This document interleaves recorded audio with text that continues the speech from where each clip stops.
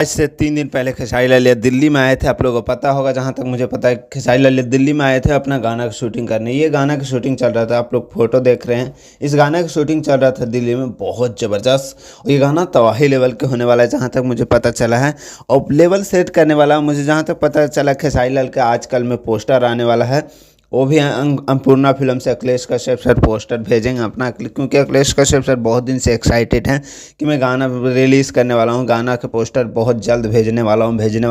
देखते हैं शाम तक आता है या नहीं आता है। और ये फ़ोटो निकल के आया है, और ये फ़ोटो मुझे जहाँ तक पता है कि वो जो एंगल म्यूजिक से गाना आएगा, जहाँ तक मुझे पता है, हो सकता है एंगल म्यूजिक से आ सकता है। जो कमर तो हर करे झपा झपा लापा लापा, उसका 2 आने वाला है शायद से, मुझे जहाँ तक उसी का शूटिंग चल रहा था। ये कल परसों दिल्ली में चल रहा था शूटिंग, और बहुत ज़बरदस्त। इस गाने में शायद से नजर आएंगे खेसारी लाल यादव और रक्षा गुप्ता बोल रहा हूँ, सपना चौहान मैम नजर आएंगे। और बहुत बवाल लेवल गाना होने वाला है। सो ज़्यादा कुछ ना बोलता हूँ, लव यू बाय। मिलता हूँ नेक्स्ट अपडेट में, लव यू बाय।